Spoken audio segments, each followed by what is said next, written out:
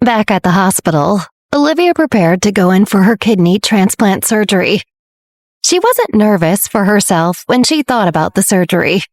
She was more worried that all of her loved ones might be left vulnerable if something happened to her. Morgana remained at Olivia's bedside, watching Olivia's every move and staring down every nurse that came in like a hawk. Olivia felt distracted in a good way with Morgana there to cheer her up. It was the first time that Olivia could remember Morgana not complaining about being hungry. She noticed that every now and then, Morgana would instinctively reach into her pocket, and she knew that her friend must be on high alert, reaching for her concealed bugs to calm herself. Olivia didn't want Morgana to worry so much, but it also touched her to have her loyal friend looking out for her so diligently. For a few moments, Olivia recalled way back to when Morgana had been her enemy when they first met. It seemed so impossible now, almost funny even, to recall Morgana that way. Now she lived with her, and she was practically an adopted sister, along with being a constant guardian. She smiled fondly at Morgana, thinking about how grateful she was for the way life had worked out this time around. Morgana noticed Olivia smiling absent-mindedly at her. "What? Excited about your new kidney? That's probably the best attitude right now. Run with that." "Something like that," Olivia laughed. Speaking of that new kidney, where was Brent able to find a donor match so fast? She had always heard of long waiting lists and needing a lot of luck. "Don't worry about it," Morgana said vaguely. That answer worried Olivia a bit. She knew that Morgana and her brothers had knowledge and access to strange, sometimes even supernatural things that most regular people would never understand. She also knew from experience that a lot of those things were gross or disturbing, oftentimes both at once. Olivia knew she could read Morgana's thoughts if she really wanted to know the details about her donor's backstory. But she decided when it came to Morgana's family, the less she knew, the better. Suddenly, there was a frantic knock at the door. "Come in," Olivia called out. Millie and Lena burst in through the door and rushed up to Olivia. "Do you know what day it is?" "Tuesday? I don't know. It's the day of my surgery." "I have to admit, if this is about that, you both seem a lot more excited than I am." Olivia chuckled. "Oh, that too, obviously. It's the whole reason we're here, to wish you luck on your surgery," Lena said quickly. "But it's also a day for something else."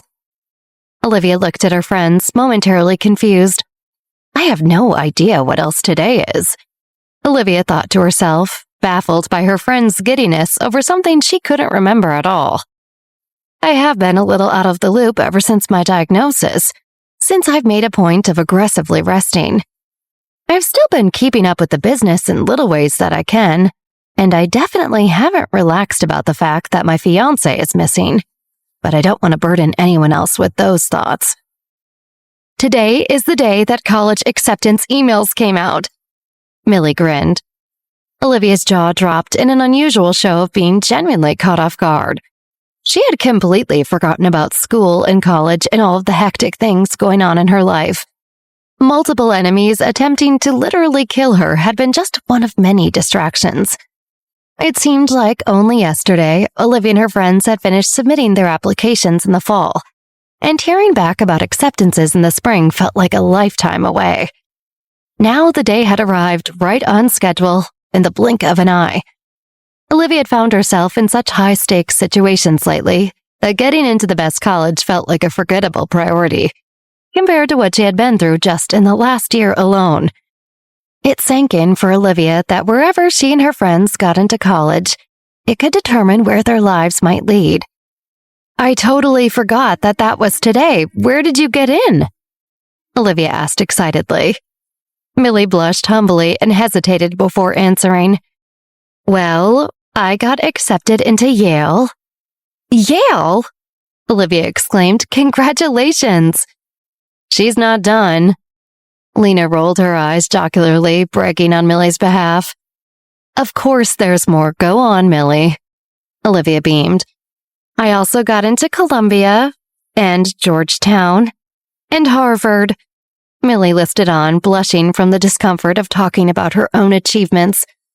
Harvard! Morgana exclaimed. That's the school Elle Woods goes to in that great movie I saw. Congratulations! Olivia, Millie, and Lena laughed. I also got into NYU, and that's all of them, I promise. Millie smiled sheepishly. No one is surprised at all, Millie. You deserve it so much. Lena said proudly. Thank you. Now tell Olivia the exciting news. Millie said quickly. She seemed to be on the edge of her seat. Olivia could not remember the last time she saw the usually reserved Millie look so giddy. She turned to Lena expectantly. Lena smiled. Okay, I kept it a secret because I wasn't quite sure if it was what I wanted, but I actually did apply to NYU's game design school, and I got in. You did it? Of course you did, Lena. This is so great. Olivia smiled so big her face hurt a little. She was absolutely thrilled for her friends getting everything they wanted and what they had worked so hard for. This is why I said everything right in this life, Olivia thought to herself, so I could see their happiness in moments like these. Millie, Lena, and Morgana hopped up and down excitedly, cheering around Olivia, where she did a celebratory dance along with them from her seated position. Wait, so you haven't checked your email then? Millie exclaimed when she realized. I have not let her look at her email today. Today is for resting and for surgery, Morgana reminded sternly. Then she broke into a smile. But I guess I can make an exception. You gotta look and see what colleges you got into. She excitedly handed Olivia her phone. The girl sat in a hushed semicircle around Olivia as she logged into her email to check the college application portal. They were all on the edges of their seats.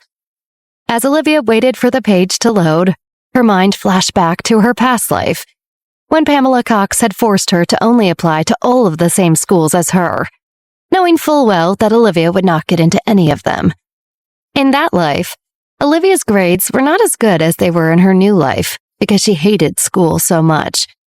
School was my personal hell, Olivia silently remembered. I was constantly bullied and couldn't learn anything or focus on my studies at all. Pamela just wanted to rub it in that I wasn't as good as her. She was so proud of herself when she got into NYU and then taunted me for not getting in. That was her plan all along, and I was too weak to see it coming or do anything about it.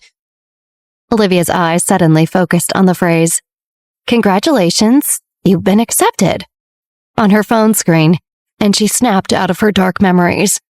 She saw one school email after another with the same subject line. Her eyes began to fill with tears of joy. Her friends would never know what she had been through to get to this moment, or how much it meant to her. Millie and Lena saw Olivia's tears and exchanged a worried glance. They feared that Olivia did not get into any of the schools she had applied to. There's no way. If they want me and not you, then they've gone crazy, Lena said in shock. You're the most accomplished high school senior on the planet, Millie gasped. She could not believe Olivia would be rejected from anywhere, much less everywhere. It made no sense. Sounds like a bunch of colleges are going to have themselves a little bug infestation, Morgana vowed. She looked like she was ready for murder. Olivia quickly realized the misunderstanding and laughed. She turned her phone around to show them the screen with all of her acceptance letters. I got in everywhere I applied, but most importantly, I got into NYU. The girls all squealed in unison. We're all going to NYU then? Is this real? Lena asked. It's real. We'll all be together, Millie sang as she hugged Lena. But what about Harvard? Olivia asked. New York is my home, and you're all my home. The only happy family I've ever had, Millie said, suddenly fighting back a swell of emotions. I'll be the happiest at NYU, and that's what really matters. Olivia held out her arms, and Millie and Lena hugged her tight. And I'm obviously going to live with you guys, even if I have to hide out in the dorms. Does NYU have good food? Morgana asked. The girls laughed and pulled Morgana into their hug. Olivia was so happy, but she still felt some sadness deep down. The person she wanted to call and tell more than anyone right then was Chris Jones. He would be so excited to know that she would be going to college with him in the fall. But I have no idea where he is, or if he will be back in time for school, or ever. Upstairs, in the very same hospital, Jake made his way to his grandfather's VIP suite, looking suspiciously over his shoulder as he went. He kept glancing to see if anyone noticed him, a nervous glimmer in his eyes. Jake finally made it to his grandfather's room and found him alone and asleep. The only sound was the rhythmic beeping of his heart monitor. He crept in quietly and approached the side of Jacob Nevin's bed. He eyed the IV bag that slowly dripped down through a tube that went into Grandpa Jacob's arm. Jake looked around to double-check that the coast was clear. Then he slowly pulled a syringe from the inside pocket of his jacket. He looked carefully at the opaque liquid that filled it and swallowed it nervously. At that moment, Grandpa Jacob stirred. He opened his eyes and groggily saw his grandson hovering over him. "Jared?" he mumbled, mistaking Jake for his younger brother. Jake froze, then quickly realized his grandfather must be delusional from the morphine in his system. "Jared, it's so good to see you.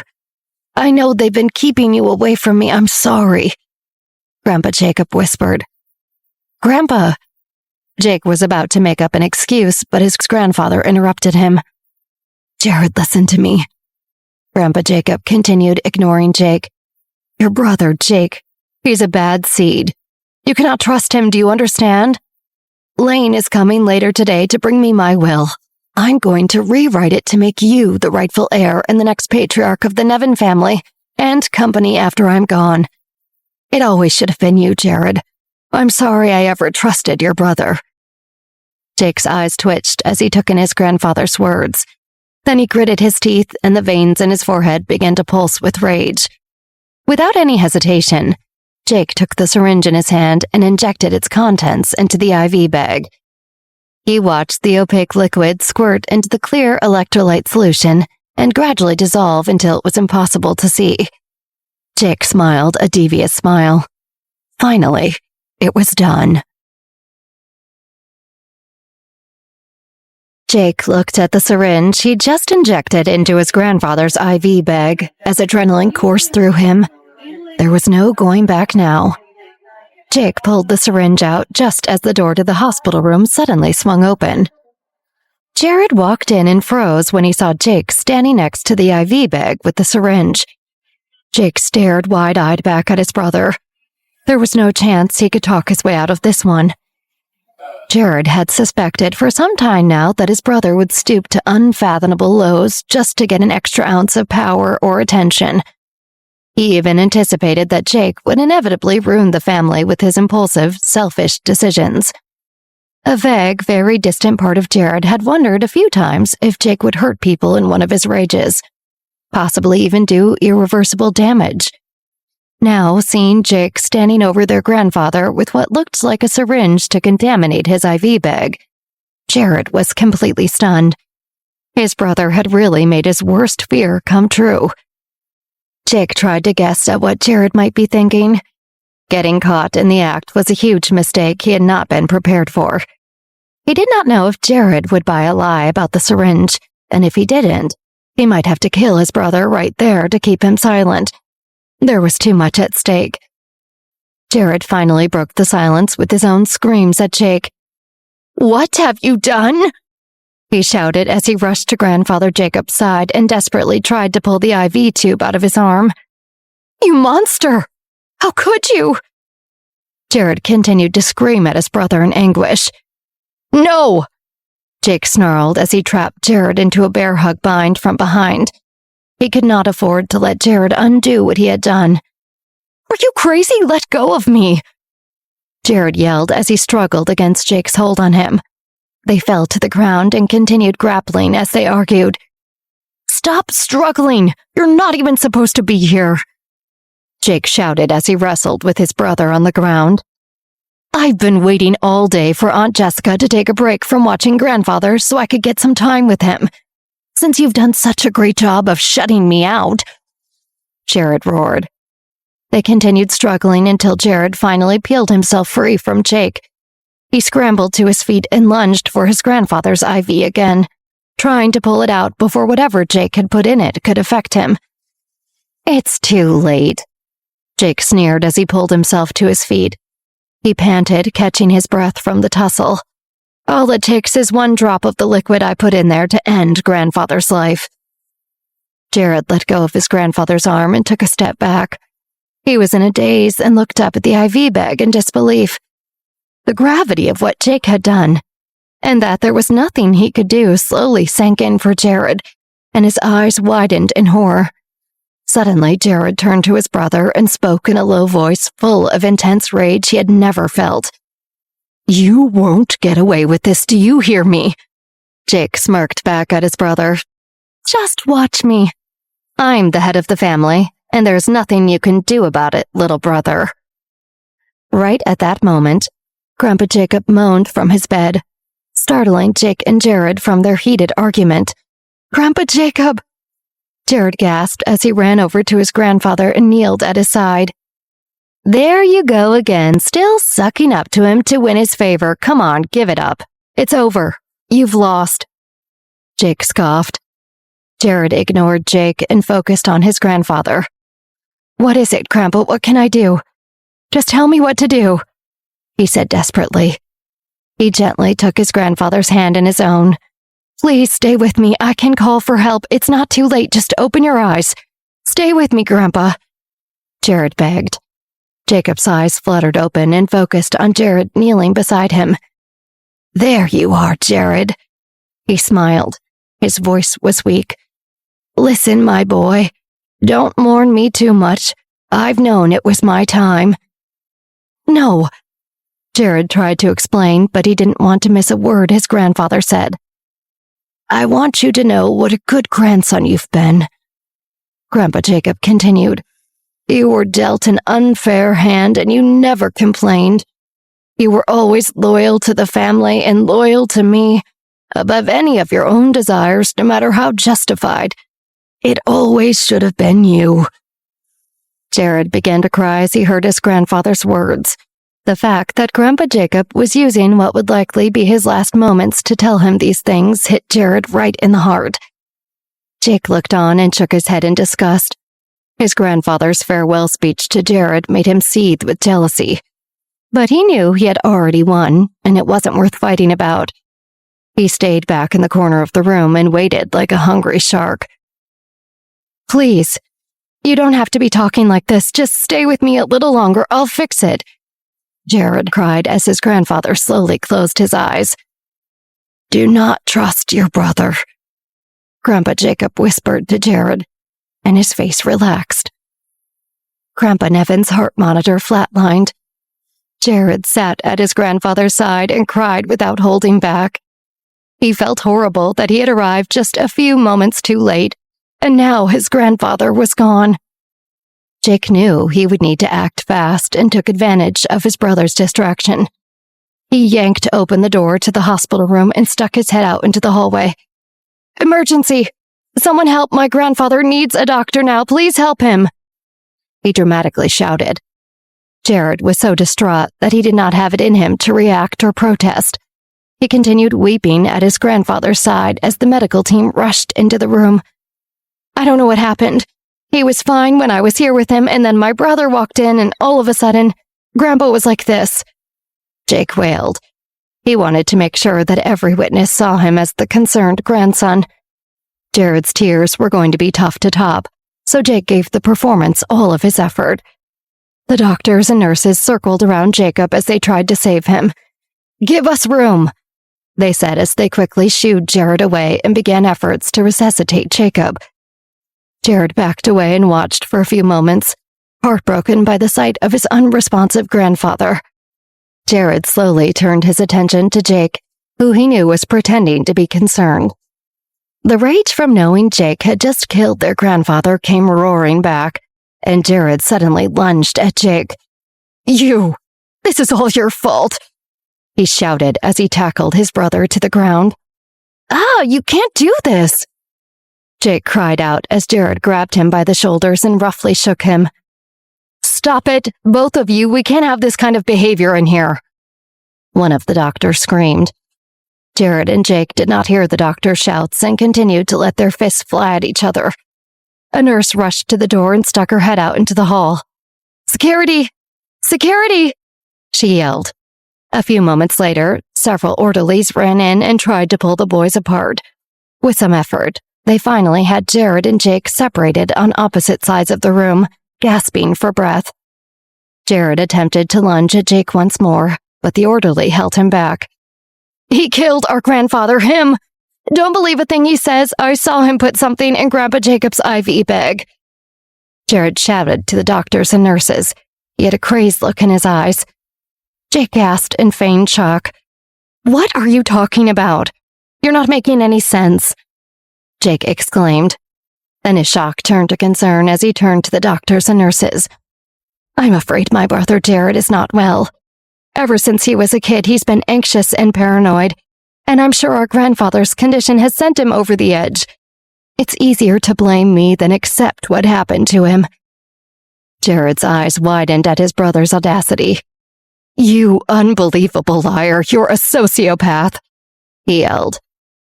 Just then, Jessica Nevin rushed in and surveyed the scene in the hospital room. Jared quickly turned to her. "Were you part of this plot to kill our grandfather?" "I have no idea what you're talking about, Jared," Jessica gasped. She looked around the room and saw Jake, then quickly pieced together what must have happened. She knew that no matter what had happened, it was always in her best interest to support Jake. She had to act fast. She sighed and turned to the nearest doctor. "I have to apologize for my youngest nephew. He's clearly delusional, probably from grief, but he has always struggled." Jake smiled vindictively from behind the doctors. He never could have guessed how well his aunt would have played into his plan. Jared yanked himself away from the orderly that held him. "Go to hell," he yelled at Jessica and Jake before he stormed out of the hospital room, tears streaming down his face. Jared ran down the hall and down the long stairwell. As he raced down each flight, he realized he had nowhere to go. There was nothing left for him anymore. His grandfather was dead, and Jake was officially about to take over the Nevin company. It was a complete disaster. Jared finally made it to the bottom of the stairwell and burst out into the hotel parking lot. He gasped for air as he felt overwhelming panic rise into his throat. His heart raced, and in spite of being outside, he felt trapped, like he could not catch his breath. He realized that if Jake just successfully killed their grandfather, there was nothing to stop him from coming for Jared next. Jared pulled out his phone and quickly dialed. "Please, I need your help," he cried urgently into the phone's receiver. It had been a few days since Jacob Nevin was killed in cold blood by his grandson, Jake, and no one had heard from Jared since. Jake and Jessica Nevin had decided to keep the news about Jacob's death under wraps, figuring it would be better to wait until after Jake was officially the new head of the Nevin family and company. Olivia was still in the hospital and completely unaware of the craziness that was occurring in the outside world. Those who were in the know were either keeping the truth from her because of her fragile state, or were enemies of hers who would prefer she never find out. Over at the Cooper mansion, tensions had reached their absolute boiling point. Beatrix wasn't speaking to either of parents, which ate away at Erica. Beatrix still couldn't believe that her father had taken Melanie away from her bed yet again to use her for what she was sure was another one of his awful plans. To keep herself from completely unraveling, Beatrix focused all her energy on Melanie. She wanted to make sure her younger sister was okay, especially after whatever she had gone through with Brett.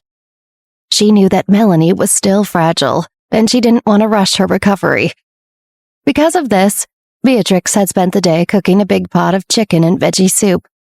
Admittedly, cooking was never something Beatrix had been very good at, having grown up with professional chefs who prepared her every meal. But she knew it was a simple way to show Melanie how much she cared. She slowly made her way up to Melanie's room with the hot soup balanced on a tray. "Be careful, it's really hot," Beatrix warned Melanie, setting the tray down in front of her. Melanie looked at the food Beatrix had prepared for her and felt at once a mixture of grateful and guilty. She looked up at Beatrix and wondered what she did to deserve such a kind and caring sister. This looks delicious, thank you, Beatrix. Melanie smiled. Beatrix seemed satisfied with her work. But you really didn't have to do this. Melanie moved the carefully curated lunch tray to the bedside table. Beatrix sighed and sat next to Melanie on the bed, bracing for more excuses from her sister. Not this again, Beatrix muttered. Taking Beatrix's hands into her own, Melanie nearly pleaded. I am feeling so much better. I mean it. I feel stronger than I have in months. Beatrix shot her a sideways glance, but didn't respond. Melanie continued. I'm not having withdrawal symptoms anymore. You don't need to take care of me like this. Even though it was obvious to Beatrix that Melanie was indeed improving, she didn't feel ready to take a step back. She had seen Melanie at her worst. It hadn't been a month since Melanie had literally bitten Beatrix on the arm when she was delusional from the effects of that awful drug leaving her body. Beatrix wanted to be thoughtful about this. Melanie still needed to be careful so that she wouldn't relapse. I know you're doing better, Melanie, but it hasn't been that long. I don't think it's crazy for me to still be cautious. She squeezed Melanie's hand. Melanie's heart twanged at Beatrix's words. She was so excited to finally be able to repay her sister. If Melanie and Brett's plan to get Mark DeLillo to marry her panned out, she would only be in Beatrix's care like this for a little while longer. The thought of it gave her hope. Melanie squeezed Beatrix's hand. You're right. It's not crazy, and I'm so grateful for you. Good. This reassured Beatrix. She studied Melanie's face and noticed the dark circles under her eyes had subsided, and there even seemed to be a twinkle back in her eye. It had been a few days since they had been bothered by their father, and Melanie seemed to be in good spirits. So Beatrix took a chance, deciding to try to ask Melanie the question she had been dying to know again. Are you ready to tell me what really happened the other day with Dad? Melanie dropped Beatrix's hands and sat back. She had been doing her best to avoid Beatrix's questions all week. Part of her wanted to tell Beatrix the truth, that she had agreed to Brett's plan to trap Mark DeLillo by faking that they slept together. But Melanie knew her sister wouldn't understand. So instead, Melanie doubled down on her previous answer. Nothing happened. We just went out for some fresh air. Beatrix couldn't believe it. Melanie was a terrible liar. It was almost comical. She might have laughed if she wasn't so concerned for her sister. Beatrix needed to give the poor girl lessons in deception someday, or she might get herself killed in this town. Are you sure that's all? Beatrix replied gently. She thought maybe prompting her this way might ease Melanie into telling her the truth. But Melanie wanted the chance to prove that she could do something big and important on her own. She settled herself. I'm sure. I really don't want you to worry about me, okay? I'm good. I'm going to take care of both of us very soon. Beatrix cocked her head at this. She did not like the sound of it. It was obvious to her that their father had orchestrated something by tugging at Melanie's heartstring. She was about to ask Melanie what she meant by taking care of them, when the sound of a knock on the door interrupted her. Without waiting for a response, Brett opened the door and walked right in. He didn't miss a beat as he addressed Melanie. Can we talk? He glanced at Beatrix for a second, noticing her brows furrowed. Alone? Beatrix stood up and crossed her arms, stepping in front of Melanie to block Brett's view of her. Over my dead body, she spat bitterly. Melanie leaned to the right past Beatrix and smiled weakly at her father. She still didn't feel great about the way Brett had spoken so callously about her to Mark DeLillo, but she desperately wanted an update on their plan. She had to know that this was all worth it. Beatrix, it's okay. Melanie got out of bed and walked around her sister to their father. Beatrix threw her hands up in exasperation and blurted out, I'm giving you exactly 15 minutes, that's it. If you haven't left by then, I'm coming in and taking you by force. Beatrix glared at her father. Brett scoffed at Beatrix's audacity. You do realize that I'm your father, don't you? Beatrix rolled her eyes as she headed towards the door. You're barely a father. And with that, she left. As soon as the door shut behind her, Beatrix pressed her ear right back up against it. If Melanie wasn't going to tell her what really happened, then she was going to figure it out for herself. She heard the muffled sounds of Brett and Melanie's words, but couldn't make out a single syllable. "What are you doing?" Beatrix jumped at the sound of her mother's voice. She was so focused on eavesdropping, she hadn't noticed that Erica had entered the hallway. Beatrix was annoyed that her mother was there. She didn't want her around, especially not during this particularly embarrassing moment. "Nothing. You can go." Beatrix shooed her mother away, refusing to move her ear from the door.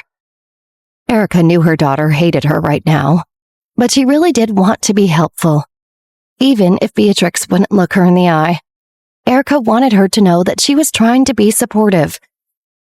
"I know you don't believe it, but I'm on your side, Beatrix. You're my daughter and I love you." Beatrix couldn't help but laugh at that. Her mother's vain attempts at parenting were coming about 20 years too late. Erica realized getting through to Beatrix right now was futile. So with a sigh, she left to return to her own room. Inside Melanie's room, Brett gave Melanie the full update.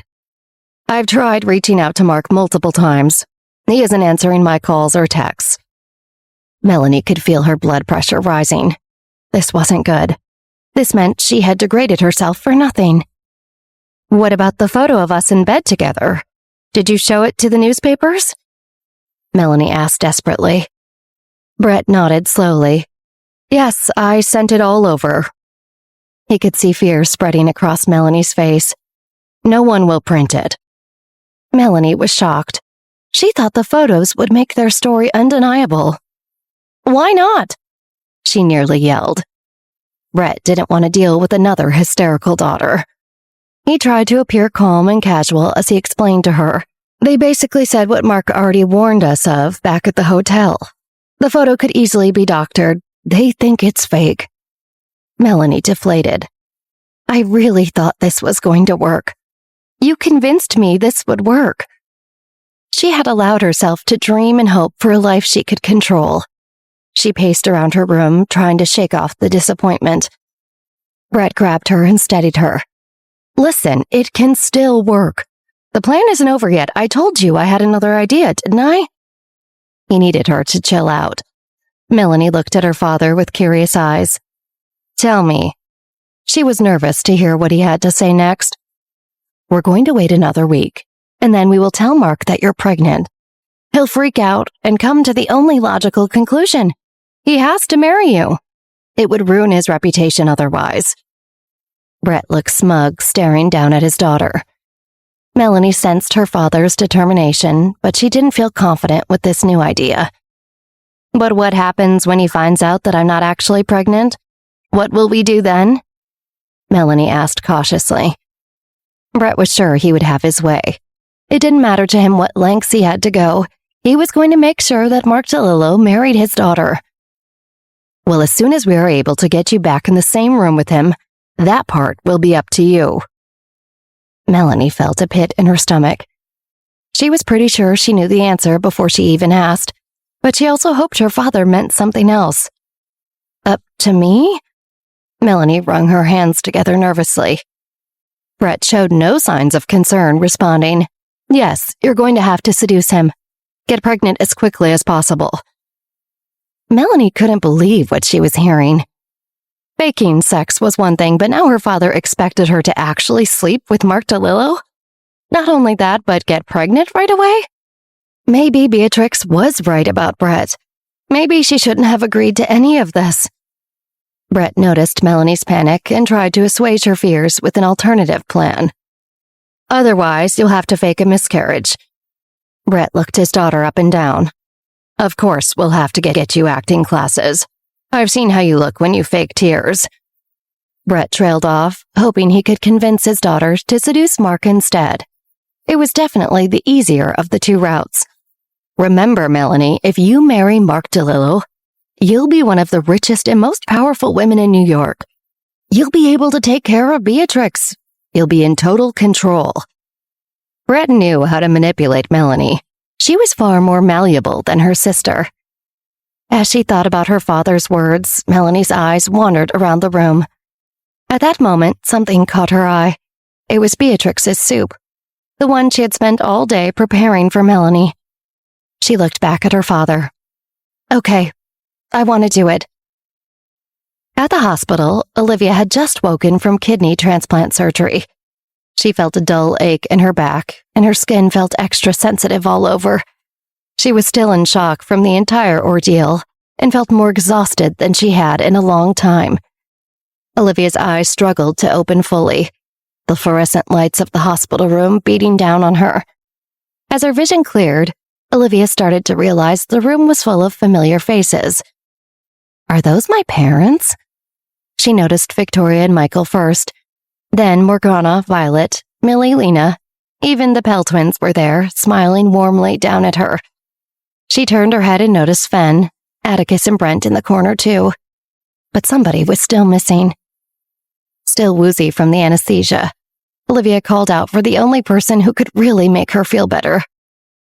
"Chris? Chris!" But her fiancé wasn't anywhere to be found. Her stomach sank. Morgana rushed to her bedside. "It's okay, I'm here. We're all here. You're just waking up. It's okay, Olivia." She tried her best to soothe her best friend as the anesthesia wore off. Victoria's heart backflipped at the sound of her daughter's cries. She was so relieved to see Olivia awake, but she suddenly noticed that it was odd that Chris Jones wasn't there. He was Olivia's fiancé. What could possibly be more important than this? "I'm confused. Why isn't Chris here?" Victoria whispered across the room as Morgana comforted Olivia. Sven's stomach twisted into a knot. He made something up quickly. "Chris had a family emergency in England, but he's planning to call Olivia as soon as she's coherent." He felt bad about lying to everyone, but he knew it was for the best. Sven exchanged a worried glance with Brent, knowing that they were still not any closer to finding Chris Jones. Just then, the doctor entered and explained to the room that surgery went well. Olivia's body is already responding amazingly to the new kidney. "We don't like to bat this word around, but it's actually kind of a miracle based on the condition she was in." Brent smiled arrogantly, knowing that the kidney he provided was no run-of-the-mill donor kidney. Not even close. Brent had the kidney personally crafted in his lab overnight, based on a sample of Olivia's actual DNA, using technology no one else in the world had access to. The room buzzed with excited chatter and sighs of relief. In the midst of their collective celebration, Camilla and Cameron's phones chimed at the same time. The twins read their texts in unison, then quickly began signing to one another, having an intense conversation. While the rest of the room kept their eyes glued to Olivia, Millie couldn't help but notice the twins' shift in attitude. She watched them intently, picking up only certain things in their conversation. What she was able to pick up on was the following. It was their Uncle Pete who had texted them. Apparently, a long-lost cousin of Camilla and Cameron's last known location had been revealed, and it was the Angel Wish Orphanage. Camilla and Cameron knew they needed to leave the hospital room as soon as possible and handle the bombshell text they had just received from their uncle. They didn't want to abandon Olivia after her surgery, but they also didn't want her to see the stress and worry on their faces. Cameron was especially still reeling from the revelation that the last known location of their long-lost cousin was the Angel Wish Orphanage, the very same orphanage from which Millie had been adopted. His heart dropped to the pit of his stomach as his mind raced through the possibilities. He knew that Millie did not remember much from her time at the orphanage, and knew nothing about her life or family before that. So there was a definite possibility that Millie could be the long-lost Jacqueline Pell, a.k.a. his cousin.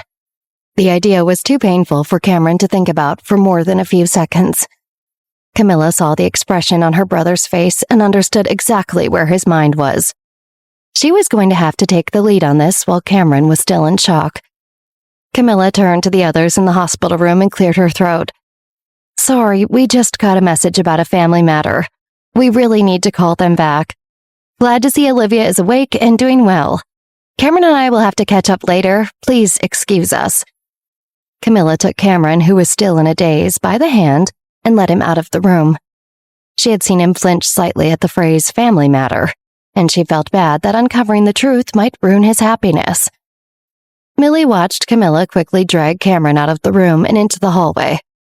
She desperately wanted to follow them and find out what was going on with the Angel Wish orphanage and the business about a long-lost cousin. She wondered if she had known their cousin at the orphanage and could not remember, or if there were things about their cousin and the orphanage that they were not telling her. She looked back at Olivia Torn. Their friends and Olivia's parents were all crowded around Olivia, giving her plenty of attention, and Olivia already saw that Millie was there to support her. Millie did not want to miss her chance to find out what was going on, so she decided right then to slip out of the hospital room before anyone would notice her missing. As soon as Millie was in the hallway, she could hear Camilla speaking in a low voice just around the corner. Then the voice grew more distant as she could hear their footsteps retreating. Millie silently followed them to the elevators and waited until the doors closed. She raced down the stairs to the lobby just in time to see them heading to the courtyard. She remembered another way to the courtyard that would allow her to hide behind some hedges and not be seen by the Bell twins where they talked. Millie hurried down the alternate route and stepped out into the courtyard just as Camilla and Cameron were calling their uncle, thinking they were alone. She remained very still, not to make any sound, and strained to hear over the sound of her heart pounding in her ears. "Hi, it's us," Camilla said impatiently when their Uncle Pete Pell answered the call. "Can you elaborate on your message?" Camilla held the phone between her and Cameron, on speakerphone so that he could hear as well. "We received an anonymous tip that the last known location of your missing cousin, Jacqueline Pell, was a place called the Angel Wish Orphanage," Pete explained. Cameron rubbed his forehead anxiously in reaction to hearing this information again. "We don't know that it's her yet," Camilla signed to Cameron, trying to comfort him. "You need to start a more serious search for her, since apparently others are already looking for her and anonymously contacting us about it. We need to be ahead of this, not trailing behind," Pete said. "Okay, understood," Camilla said into the phone and hung up. She and Cameron stared at each other for a moment. "Same orphanage. And we know she's the same age as us," Cameron signed frantically. "You don't really think," Camilla said in disbelief. Cameron swallowed nervously, then signed something to Camilla that Millie could not see from her vantage point. Camilla sighed in response. "All right, I still don't think it's time to freak out yet. We'll do some digging, but just because marrying your cousin is technically legal in New York, it doesn't mean you should do it." Camilla couldn't help but joke with her brother. Millie covered her mouth in shock when she heard Camilla's blunt words. She was deeply confused as to how what they were implying could be true. Was it really possible that she was a Pell the whole time? She had wondered for most of her life where she had come from and who she might really be, but had also been afraid of the truth and what it could change. Even with those concerns, Millie never thought in a million years she might be from Cameron's family. Her mind raced. Normally, this was the kind of information that she could immediately tell to Olivia. But she thought of her friend upstairs in her hospital room, recovering from major surgery, and knew in her gut that she did not want to add any other stress to Olivia's life at the moment. Stress was exactly what had led Olivia to needing surgery in the first place. It was very bad timing.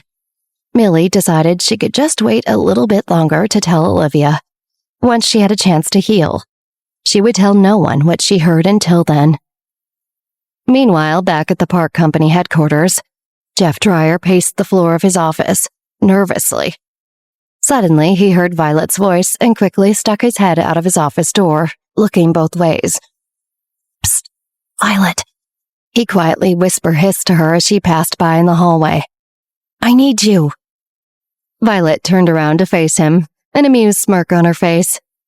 "You need me, huh, Jeff? I knew you liked me, but this is kind of an inappropriate place and time to confess that, don't you think? Olivia being on medical leave doesn't mean all the rules go out the window." She laughed. Jeff rolled his eyes. "Just get in here, please." He nodded his head over his shoulder, then disappeared inside his office. Violet's curiosity got the better of her, and she followed him in. She entered, expecting to make another joke, but what she saw made her mouth fall open in surprise. "Close the door," Jeff urged quietly.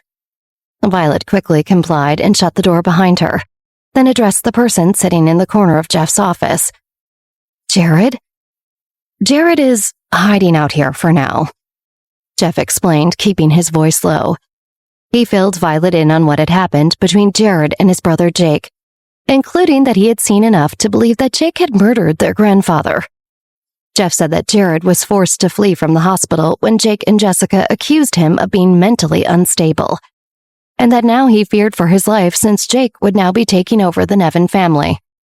Jared was the only other loose end for his brother to tie up in order to take over his position as patriarch of the Nevin family, so his worries about being targeted by Jake were very warranted. "He needs our protection, especially from that spy, Lily Miller. Now that Jake is about to be in charge of the Nevin company, his alliance with Mark DeLillo is most likely going to be even stronger." Jeff glanced toward Jared. Mark may have been betting that Jared might come out on top in this succession battle. But once Jake announces himself as the official new patriarch, Mark is going to side with the apparent winner. No doubt about it. As soon as Olivia is strong enough, and I anticipate that will be soon, we will take this to her and see what she wants to do. Violet nodded seriously. "In the meantime, I will do everything I can to help." "Thank you, both of you," Jared said. He felt safe for now.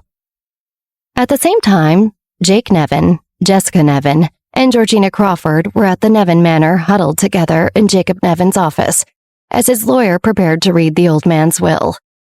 In the corner, Lane stood nervously wringing his hands together. "Should we wait for your brother Jared to go over everything in your grandfather's will?" the estate lawyer asked. "Jared won't be coming," Jake said bluntly. "Let's move forward." Lane looked at the estate lawyer nervously, but nodded to him to begin without Jared. The estate lawyer began to read aloud.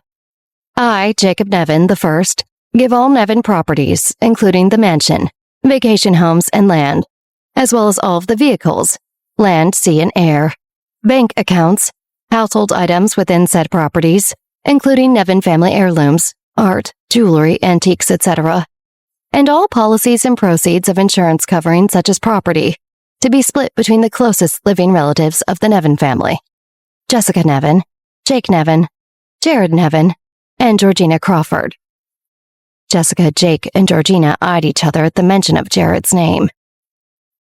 The estate lawyer continued. "Pertaining to the Nevin family business." Jake waited tensely for the estate lawyer to read this particular passage of the document, fully expecting for his name to be read. The lawyer kept reading. "I pass the company to my successor, Wait just a moment." Lane suddenly interrupted the estate lawyer. Jake, Jessica, and Georgina turned to Lane in surprise. "I must inform you that I had just spoken to Jacob Nevin only days before his untimely death, and he explicitly stated to me that he wanted to change his will to name Jared as his successor to the Nevin company."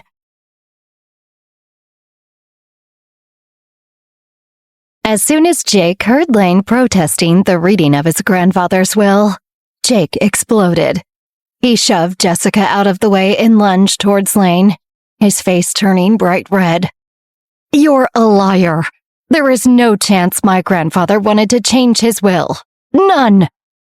Jake shook, towering over Lane. Lane's eyes widened, but his lips stayed taut. He wanted to avoid provoking Jake anymore. Jake spit out his words. "Even if he did say something so ridiculous, it wouldn't matter. He was not of sound mind in his last few days of life."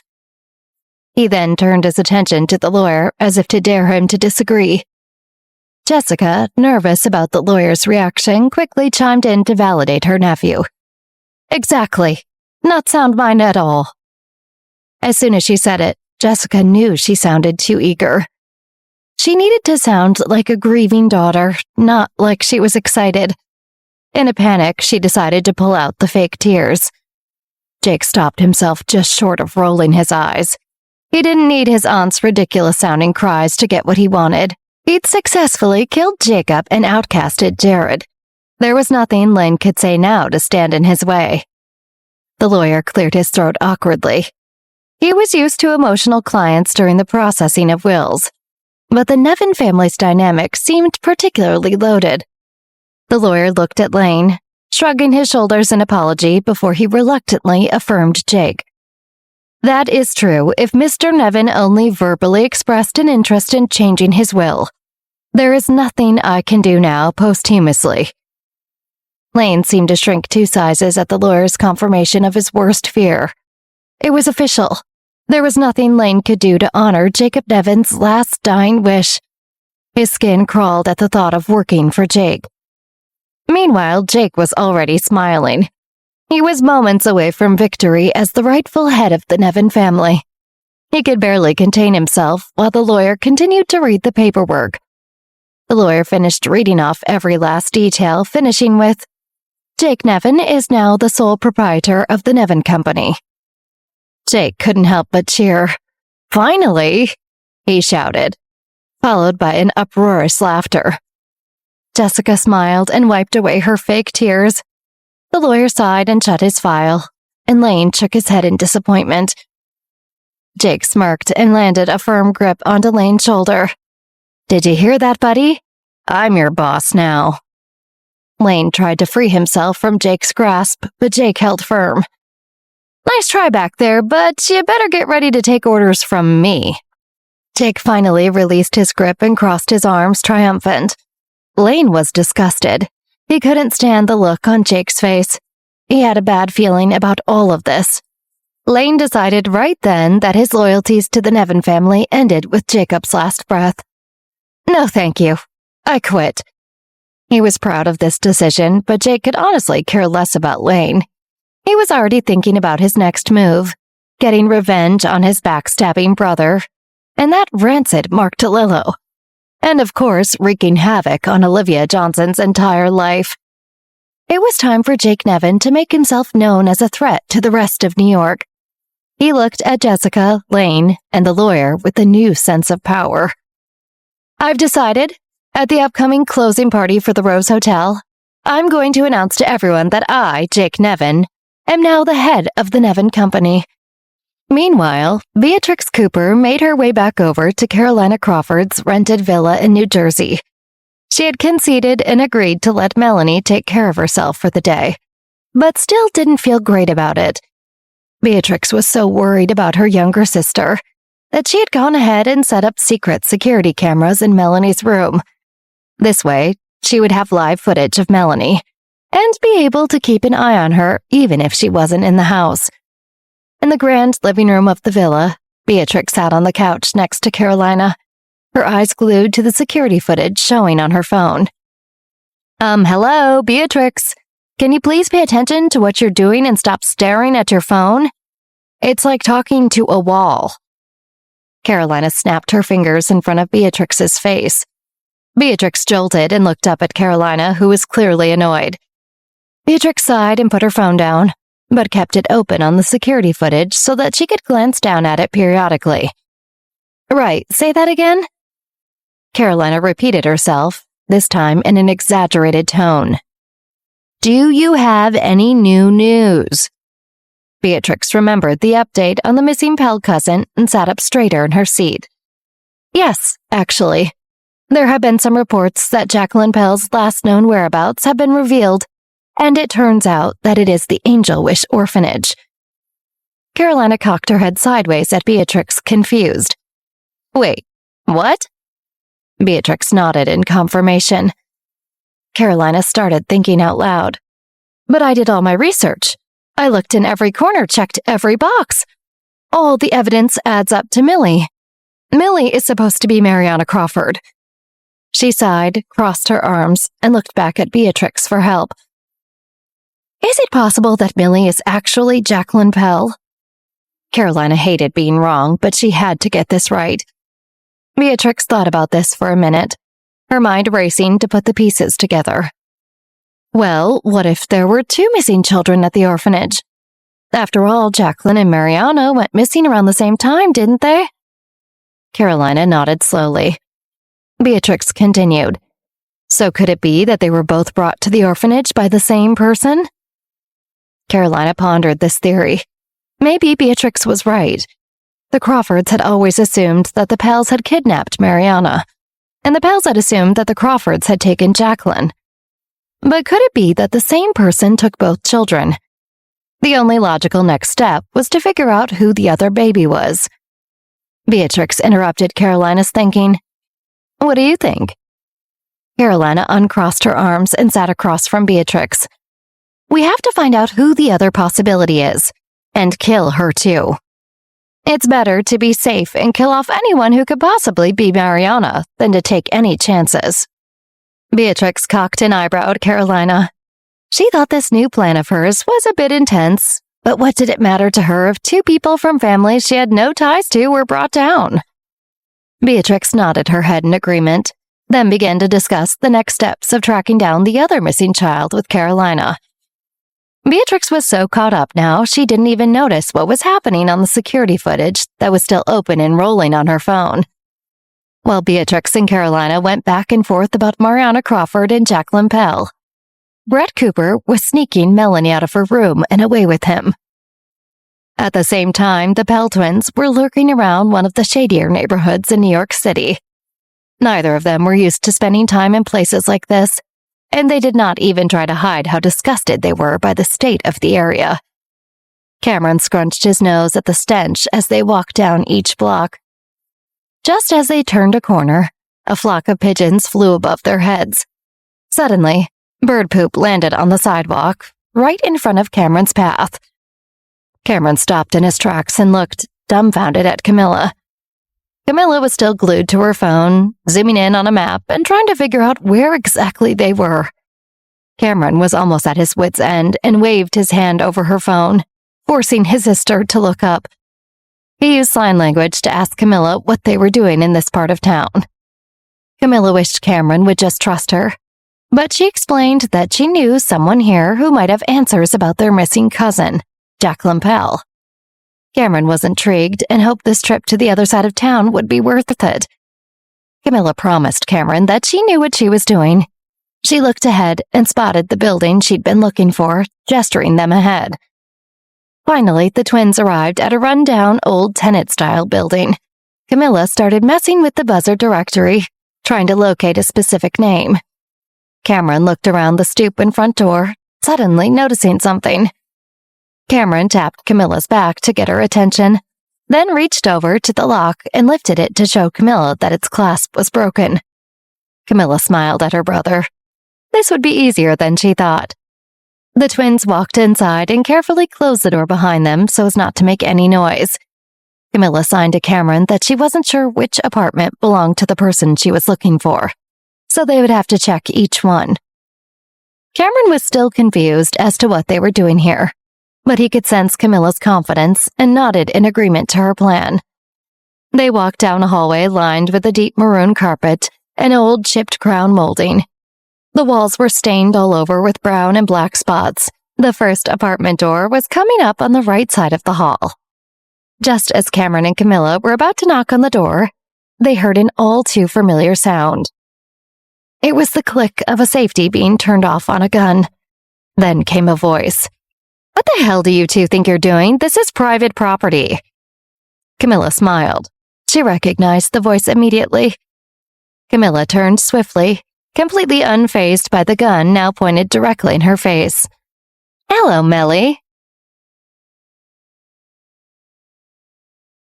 Camilla and Cameron Pell stood still in the dingy hallway of the rundown apartment building and kept their eyes glued on Melly, specifically on the gun she had pointed at both of them. Melly widened her eyes in surprise. Camilla had just greeted her by name a moment ago and did not seem concerned at all about Melly's gun. Melly thought about how neither of the twins even flinched, while she herself felt jittery with adrenaline. She had always needed to defend herself without any help, and she wondered if maybe having a sibling to rely on might make anyone a lot more confident in potentially dangerous confrontations such as this one. As the fact that she recognized the twins began to sink in, she lowered the gun slightly. "Where do I know you from? Do you guys go to Marshall High? With Derek and Millie?" Millie asked. "Yes. You're the girl that's always hanging around looking for Derek? No idea why, but that's your business, I guess." Camilla chuckled and shook her head. She was completely calm. Cameron also remained calm, but silently bristled at the mention of Derek. He did not like that Millie had to even be associated with such a volatile person, and he certainly didn't understand why Millie seemed so invested in Derek either. Suddenly, it occurred to Millie that even though she recognized the twins as friends of Millie's, and they clearly knew who she was too, it was pretty strange for them to be here in her building. Suddenly, her apprehension surged back. "Wait, so what are you doing here? Are you looking for me?" Millie asked suspiciously as she raised the gun again. Her instincts not to trust anyone came roaring back. They had never failed her before. "We're here to talk to you," Camilla answered calmly. "There's someone we've been looking for, and you might be able to help us. That's all. As soon as we're done with our questions, we'll get out of your hair. We don't want any trouble." Cameron nodded, seconding Camilla's words. "If we did want trouble, you'd already know it, and you wouldn't be the one with the gun right now." Camilla laughed lightly. Millie looked Camilla and Cameron over for a moment, considering their request to talk.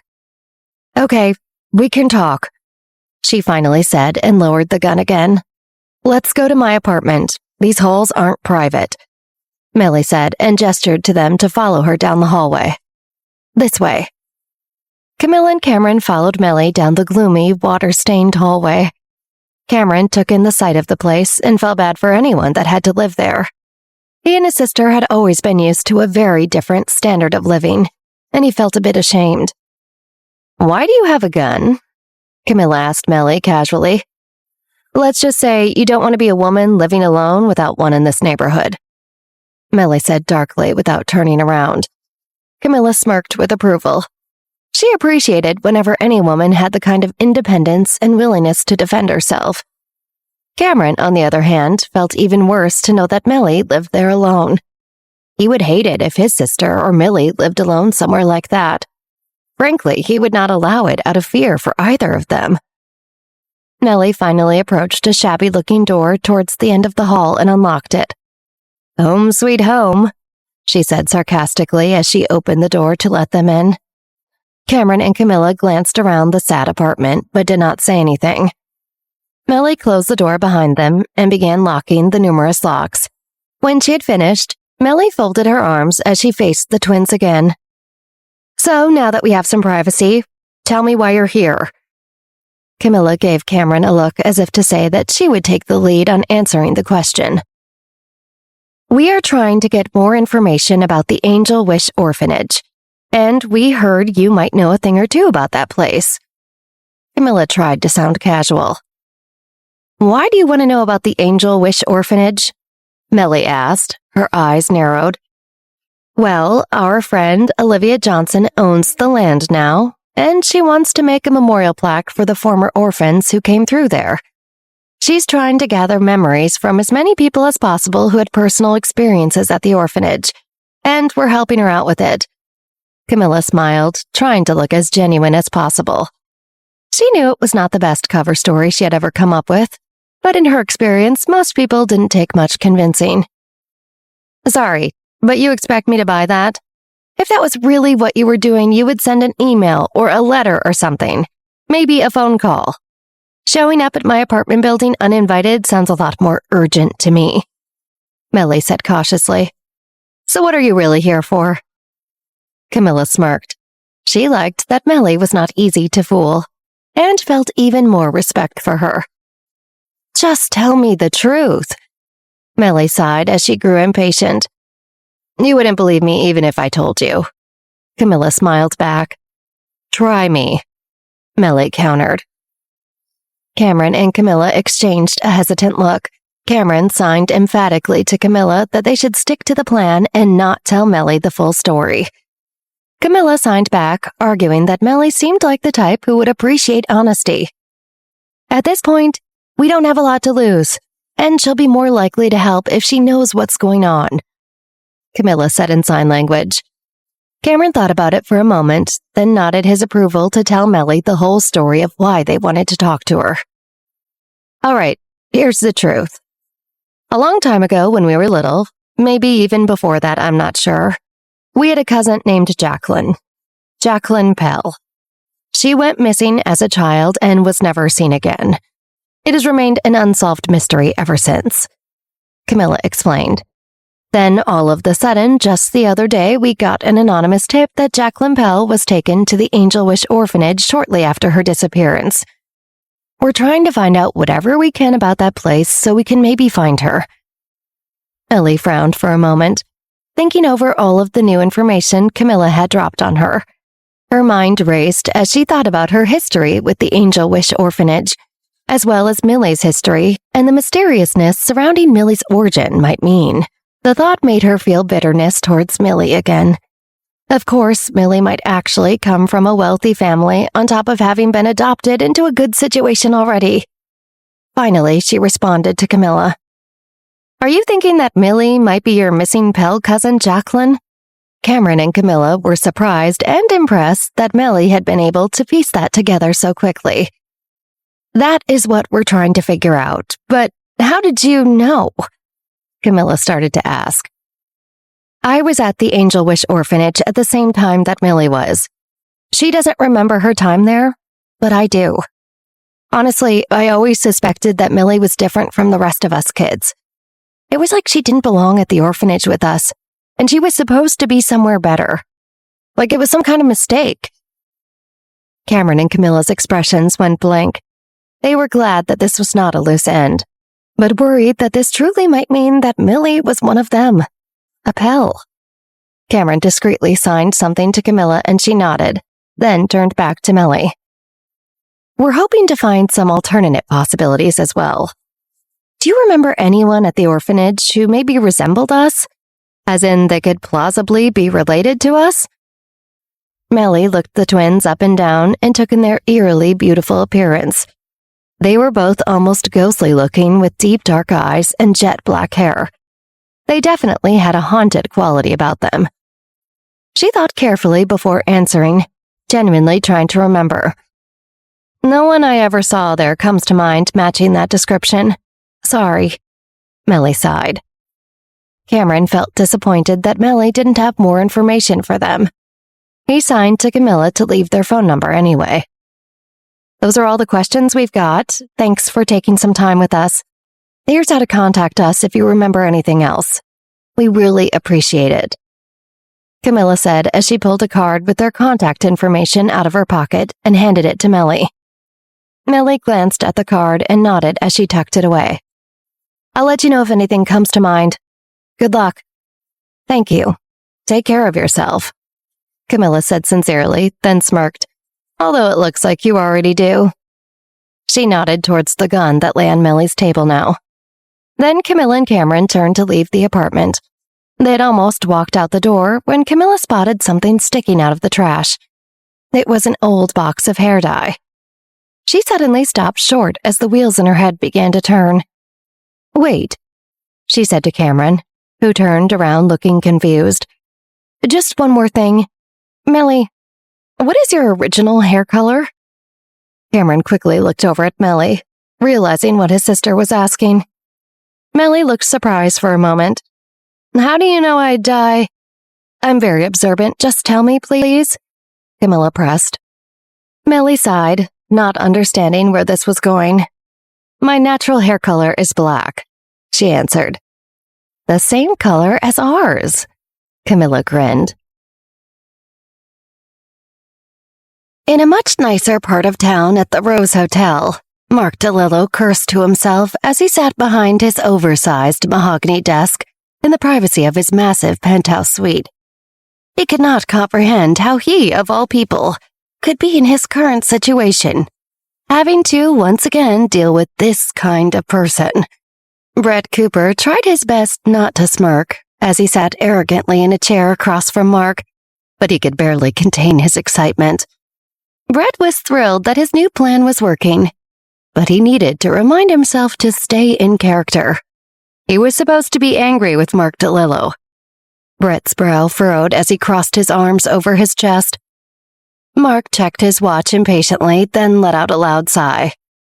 Even if Melanie is pregnant, there's absolutely no way the baby is mine, Mark erupted, staring down at Brett. She is pregnant, and the baby is 100% yours. She was a virgin before you got your grimy hands on her. Brett spat back at Mark, rapid fire and impatient. And I'm just supposed to take your word for it? Mark pushed back, starting to break a sweat. Is it hot in here? Mark reached for the collar of his shirt, pulling on it anxiously. Brett ignored Mark's question. I told you, Melanie was a virgin before that awful night that she spent with you. No one else could be the father. I didn't know she had, never slept with anyone else.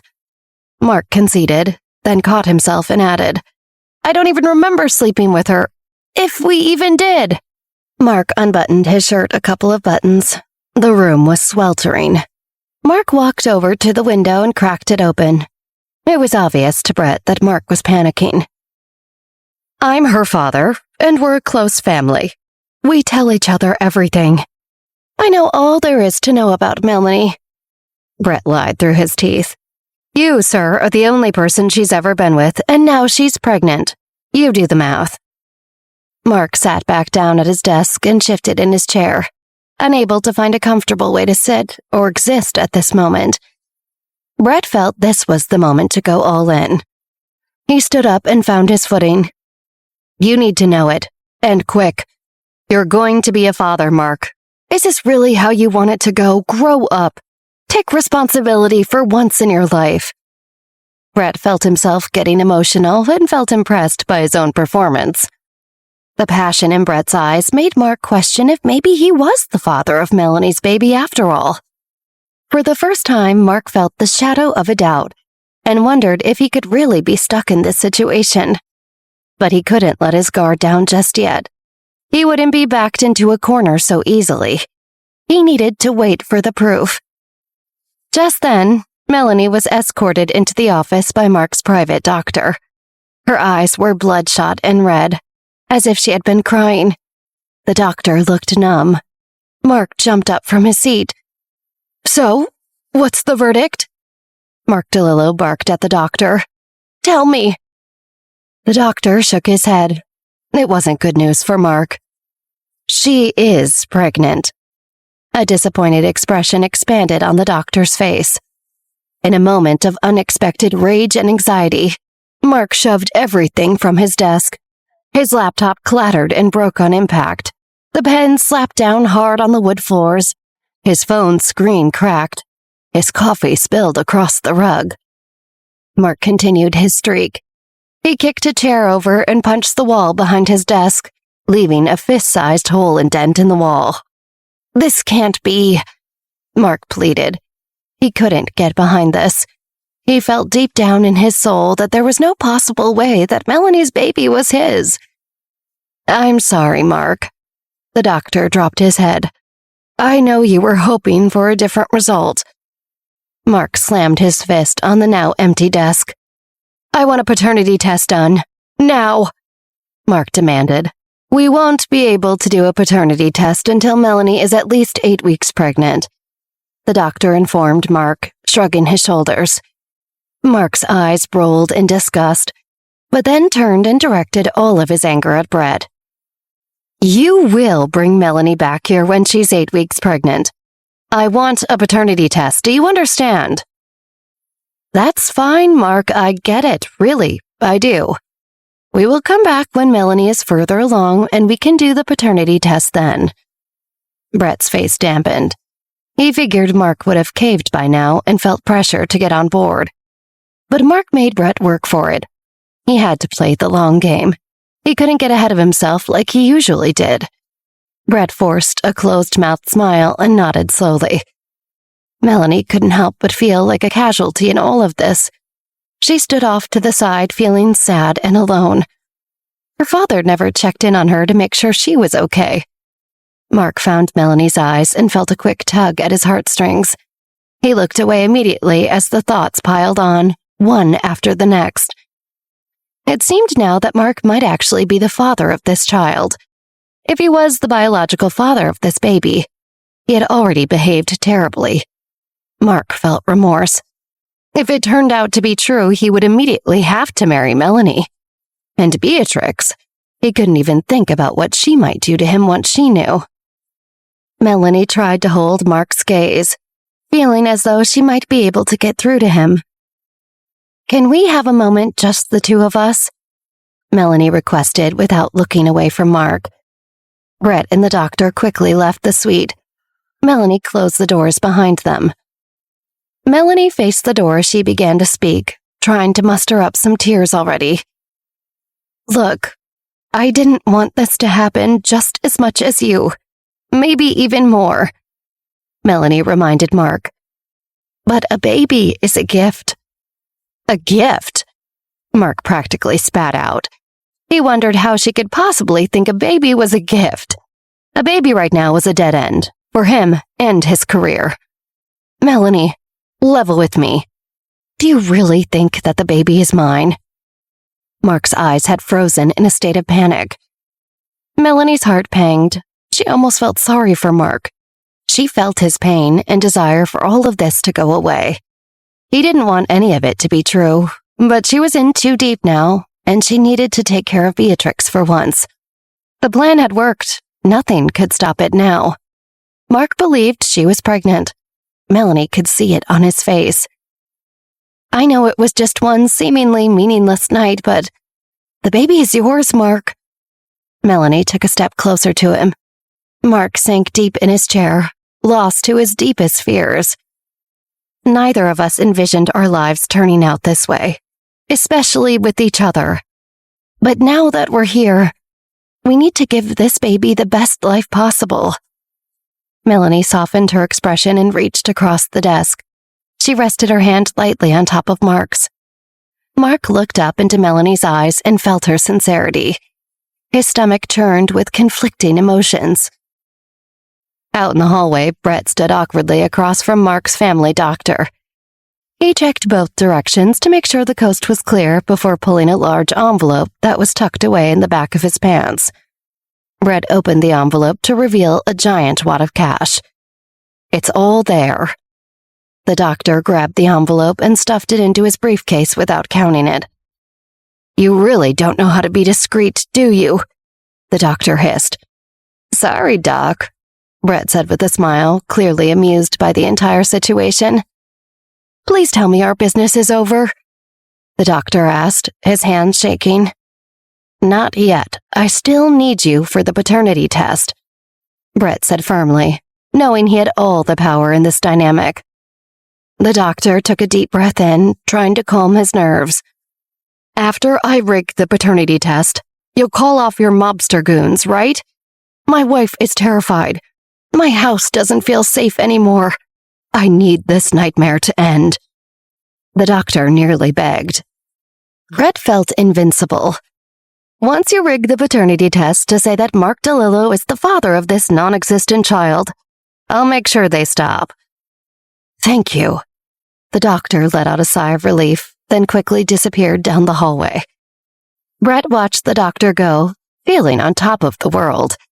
His plan was working. He just needed to take it to the finish line. Brett opened up the text thread between him and his brother, Ryan Cooper, on his cell phone. Brett smiled as he reread their exchange.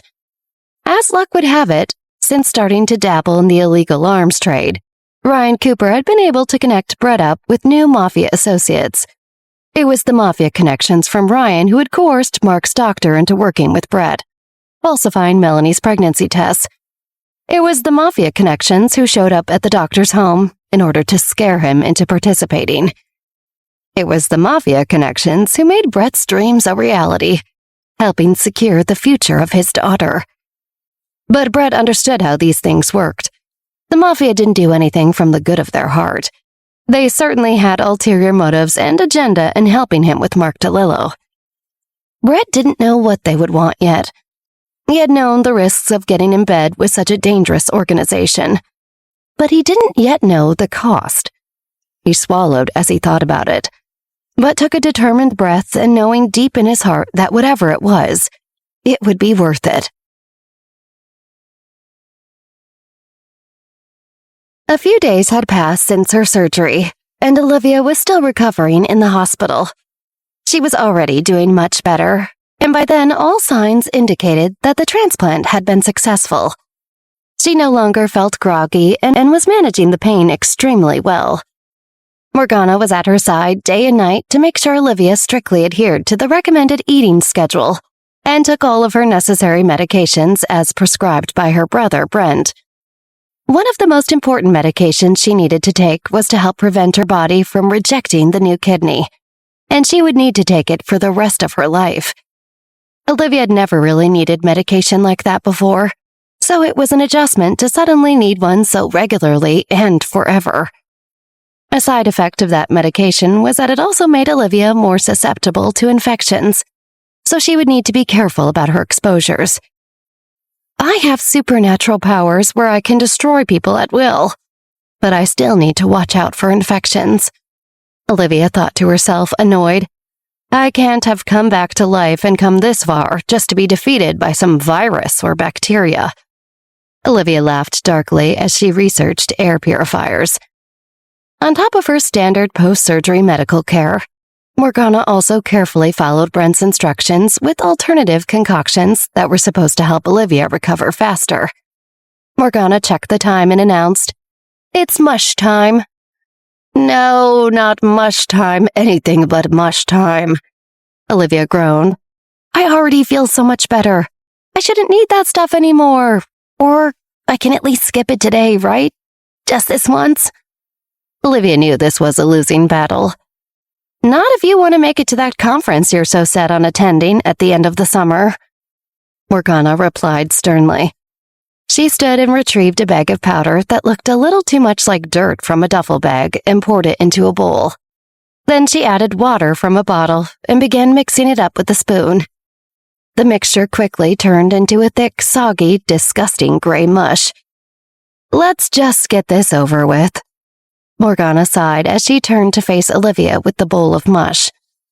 "Why does it have to be so gross?" Olivia lamented. "I don't know, but in my experience, the grosser the stuff, the better and faster the healing." Morgana shrugged. "Just remind yourself that Brent made this just for you so that you would heal faster. And you said you'd do anything, so in this case, anything is eating mush." "Okay," Olivia sighed deeply. "Now open up," Morgana commanded, swerving the spoonful of mush towards Olivia's mouth as if it were a plane. "Here comes the flying beetle." "Most of us just say airplane," Olivia said, trying to choke back her disgust. "Why would you say airplane instead of flying beetle? You can eat a flying beetle, you can't eat an airplane," Morgana said as if it was a stupid suggestion. "Never mind, I'll just do it," Olivia said before the idea of eating the mush could make her vomit. She opened her mouth and Morgana quickly fed her the spoonful. "Oh, it's still terrible," she frowned.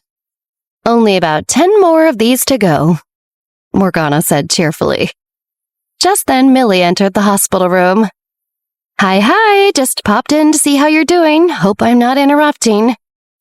"No, you actually have perfect timing," Olivia beamed, waving the next spoonful of mush away from her face.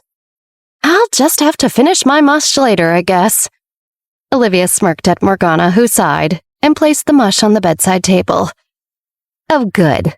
Millie smiled as she took a seat, but there was a hint of sadness behind her eyes.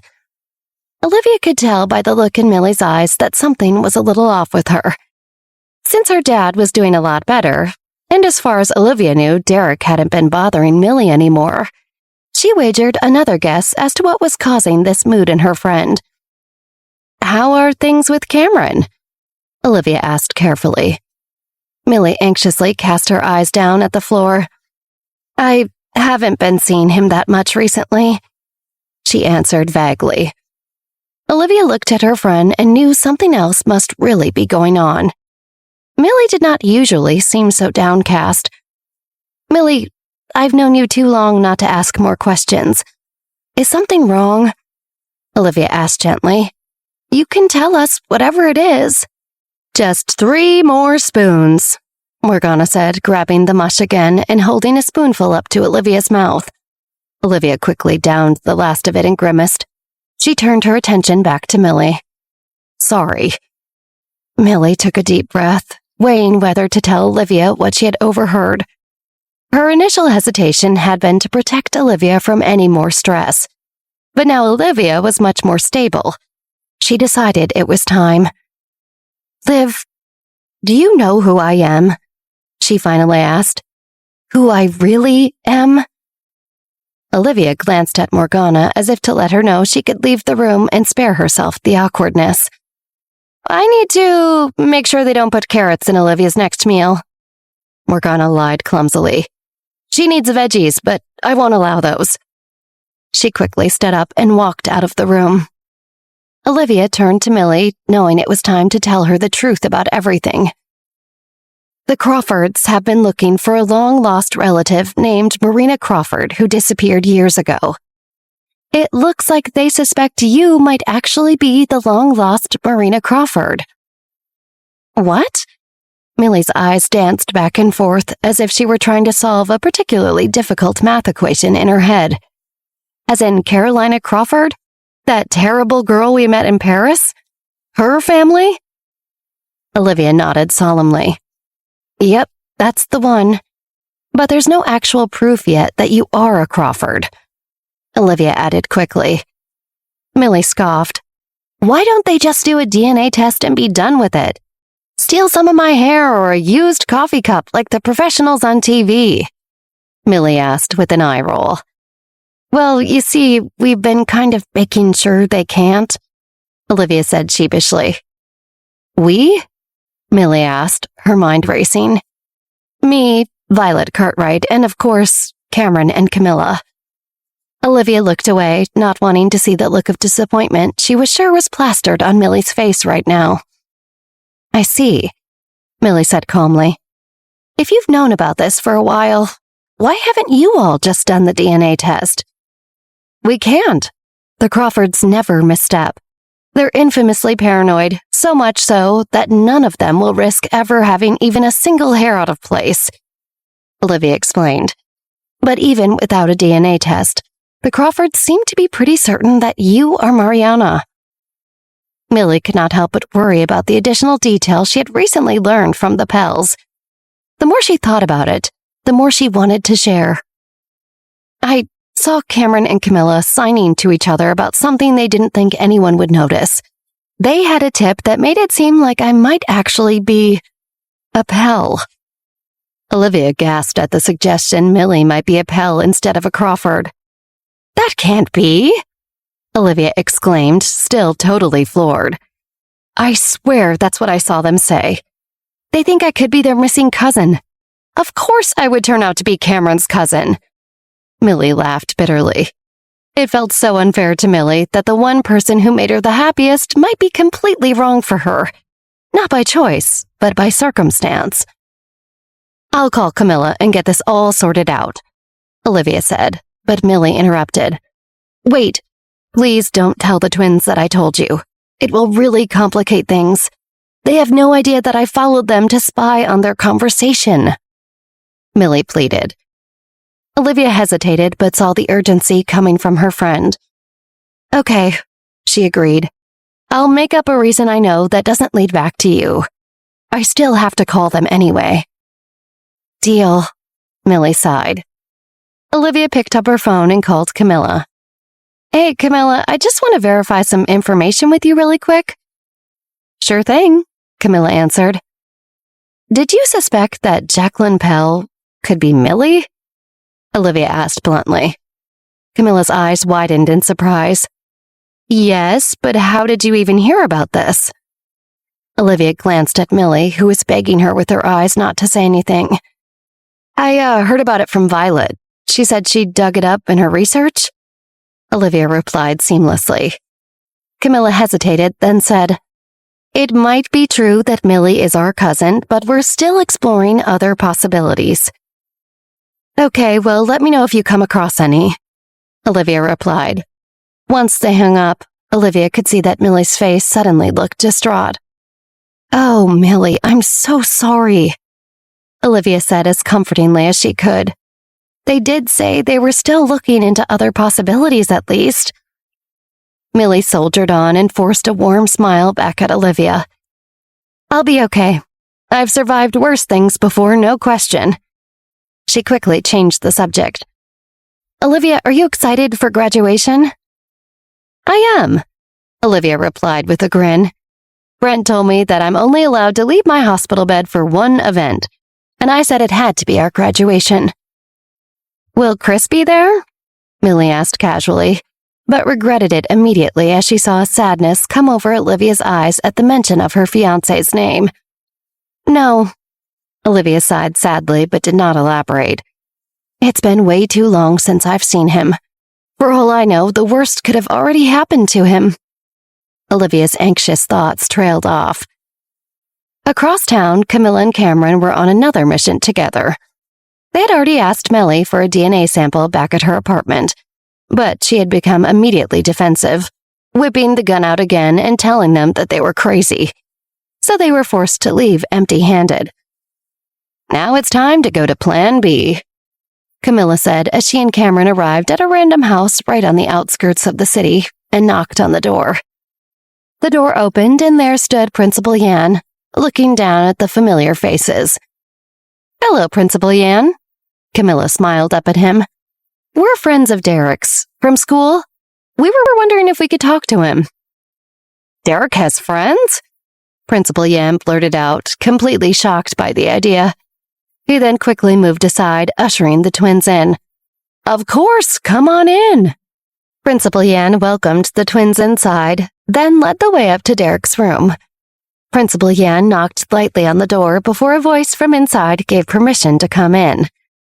Principal opened the door hesitantly, still used to dealing with a Derek who would bite his head off for entering his inner sanctuary. Derek, your friends are here to visit you. Principal Yan smiled and stepped aside to reveal the twins. Derek looked up and saw Cameron and Camilla Pell standing in the doorway. He was very surprised to see them, but his slight fear of Cameron compelled him to let them in anyway. We need your help, Camilla said bluntly to Derek. I don't think so. Derek refused. It's for Millie, Camilla added, trying to persuade him. Derek hesitated for a few moments, then finally settled on an answer. Okay, I'll do it.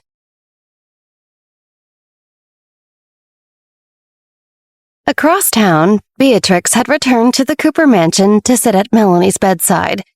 Melanie sat up and reached for the glass of water on her nightstand, but before she could, Beatrix intervened. Here, let me get that for you. Beatrix insisted as she picked up the glass of water and held it up for Melanie to sip from. Really, you don't have to do that, Bea. I feel completely better now. Melanie insisted impatiently. You might feel better than you did before, but that doesn't mean you've fully recovered. Beatrix interrupted matter-of-factly. We don't want you overexerting just to set yourself several steps back. Melanie felt agitated that Beatrix still treated her like a patient that needed such an extreme level of care. She was not sure how much of this behavior was legitimate and how much was her sister being overprotective. Suddenly, Brett rushed in. Melanie, I have the best news. The plan worked. What are you doing barging in here like this? I told you not to do that, Beatrix said irritably. Ignoring her sister, Melanie jumped out of bed. Really? The plan worked? Melanie asked excitedly. Beatrix was shocked at Melanie's reaction to their father. She thought they both could not stand him. So this felt like a betrayal after all the care that Beatrix had given to Melanie, especially lately. The idea that the two of them had concocted a plan together made Beatrix furious. What do you mean your plan worked? Beatrix spat at Brett. She hoped her anger covered her intense worry. Most of their father's plans lately were centered on trying to pawn off one of his daughters, and Beatrix would not have it. especially if the daughter in question was Melanie. What the hell are the two of you even talking about? Brett turned to Beatrix, looking smug. I'll have you know that Mark DeLillo just agreed to marry your sister, he said proudly. Beatrix immediately felt the blood drain from her face. What? She asked in disbelief. Just what I said. Mark DeLillo is going to marry Melanie, and he will announce the engagement publicly at the Rose Hotel closing party. It turns out your refusal to cooperate did not ruin us after all. You owe a lot of thanks to Melanie for stepping up and doing the right thing. Brett smiled smugly at his oldest daughter. Beatrix felt almost as if she was in a trance as her father cheerfully described one of her worst nightmares. She struggled to believe what he was saying. Had he really roped Melanie into a scheme that would trap her into a marriage with Mark DeLillo just for his money? The reality began to sink in, and her disbelief was replaced by all-out rage. Beatrix, what is that face you're making? Brett asked condescendingly, thinking she was just annoyed that his plan had worked. Ugh. Beatrix screamed at her father as she lunged at him, unable to hold back her anger any longer. She beat her fists against his chest as she continued to scream. Beatrix, stop! Melanie cried as she tried to pull Beatrix off of their father. Listen to me, this is a good thing. Beatrix suddenly turned to her sister, eyes wild. There is no way this is a good thing, Melanie. He's just tricked you into thinking that it is because you're younger and you don't know better. No, you don't understand. It is a good thing. You just have to hear me out, Melanie insisted. She was desperate to get through to her irate sister. Beatrix ripped herself away from Melanie and ran out of the room. As she hurried out the door, she brushed past Erica, who looked on incredulously. What happened? Erica asked in shock, trying to reach out for Beatrix. Whatever it is, let's just talk about this, honey. Beatrix said nothing in response as she ran straight out of the house, slamming the front door as hard as she could. Beatrix jumped into one of the Cooper family cars and sped away before Erica could catch up with her in the driveway. Melanie could hear the tires of the vehicle squealing off into the distance, and she felt as though her heart might break. Back at the hospital, Olivia continued to focus on recovering as she enjoyed a regular visit by Brent, Atticus, and Sven. Morgana sat dutifully at Olivia's side, trying to encourage her to drink more water. Brent had just finished looking over the new diagnostic report for Olivia when he cleared her throat for attention. Honestly, I'm really pleased with the way things are going. You're doing great, and at this rate, I actually do think you'll be able to go to Europe at the end of the summer. Brent smiled. He was glad to be able to give Olivia the news he knew she desperately wanted to hear. Olivia's face brightened instantly, as did Sven's. It was the most hopeful she had felt since Chris had gone missing. Really? I can go? Olivia asked Brent, afraid she was in another one of her exhaustion dreams. Really? Brent nodded. This is really good news, Sven said. His eyes had the same old spark in them that Olivia had noticed was missing since he had returned from his unsuccessful search and rescue effort. Olivia smiled at Sven. Together, we might really have a chance of getting Chris back, she thought. She could barely contain her excitement and relief that her health was on the mend. Just then, there was a gentle knock at the door. Come in, Olivia said brightly. Jeff Dreyer and Violet Cartwright entered the room with a nice bouquet of flowers. Olivia, you look great, Jeff exclaimed, relieved to see her looking like her old self. We're so happy to see that you're recovering so quickly. Violet chimed in warmly. Thank you both. I already feel so much better.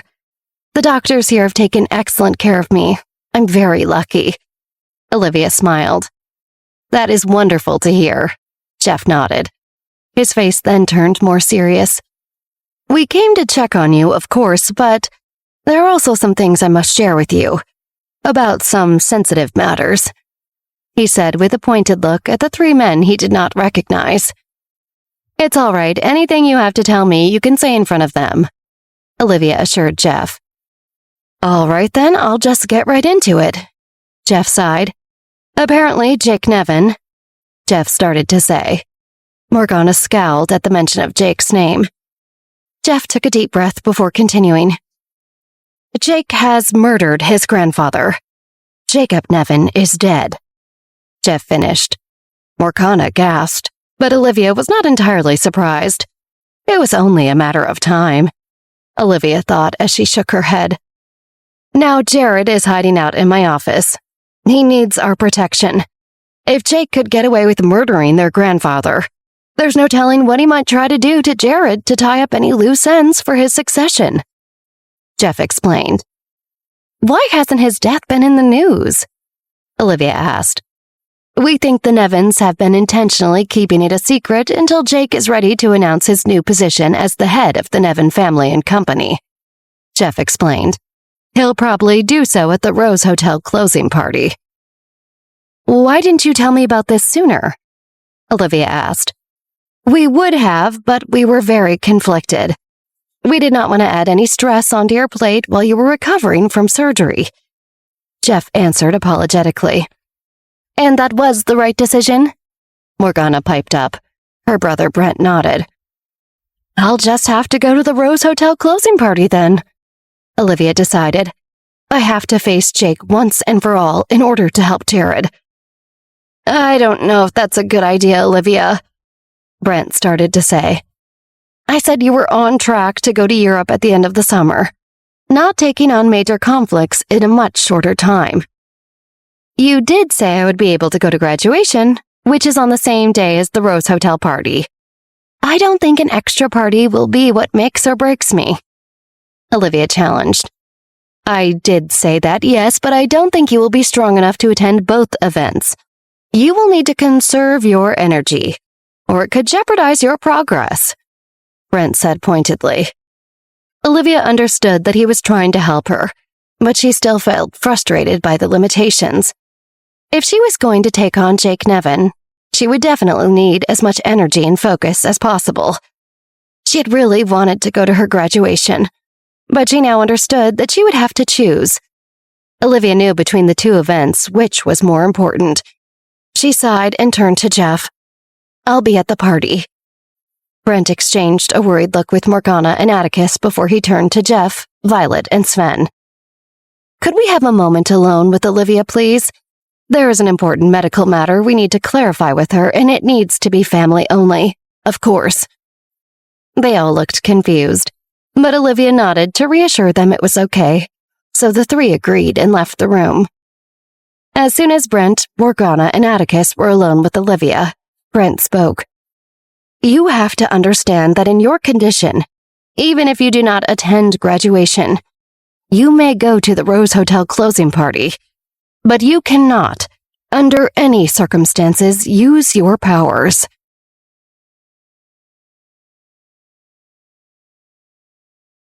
It was safe to say that Olivia was shocked hearing Brent even mention her powers. Her face contorted. How did Brent know about my powers? Olivia's mind raced. Lie. Olivia, lie. Powers? What are you talking about? Olivia realized her nonchalant retort made her sound especially guilty. Olivia cleared her throat, panicking that Brent really was on her scent. Brent scoffed at Olivia's bluff. That's the best you could do to try to hide it? Olivia clenched her fists, frustrated at her inability to tell a lie right now. She was usually better at this, but she'd been taken so by surprise, she was completely thrown off her axis. Olivia harnessed her energy and took another stab at it. I really have no idea what you're talking about. Olivia turned away from Morgana, Brent, and Atticus to reassess. Maybe if they couldn't read her expression, she was safe. But Brent remained steadfast in his approach, remaining calm and grounded. It's okay. Morgana already told us. Morgana? Olivia thought, her stomach dropping. But I never told her about my powers. How would she know? Olivia couldn't help herself but look at Morgana in complete surprise. Brent had thrown Morgana under the bus, and there was nowhere for her to turn. Morgana sheepishly smiled at Olivia before conceding. I did tell him. I'm so sorry. Olivia wished she had been able to control herself, but she knew no lie at this point would be believable. She let the first thing that she was thinking tumble out of her mouth. But, how do you know? Morgana shifted uncomfortably. She hated making Olivia upset, especially when she was in a fragile state. I've always suspected you had powers. You have this vibe about you, Morgana confessed. This answer stumped Olivia. Vibe? Olivia demanded, not satisfied with Morgana's answer. You know, witchy vibes? And after you got rid of Hannah Colston's fiancé? That's when I knew for sure. Morgana looked pleased with herself, as if she had finally cracked a cold case. Olivia stared at her friend and took in a few deep breaths, trying to center herself. She knew Morgana's thoughts were pure, all full of good intentions. Morgana had known of Olivia's powers all this time and had done nothing to use it against her. There was no denying that. Olivia admitted to herself it was over. They all knew about her powers. She accepted that she was the one playing catch-up here. Once she really accepted it, Olivia realized that it actually felt like a huge weight had been lifted off her chest. She could finally relax. The truth felt good. I'm sorry, I don't know why I tried to lie to you guys. I've just never talked to anyone about this stuff.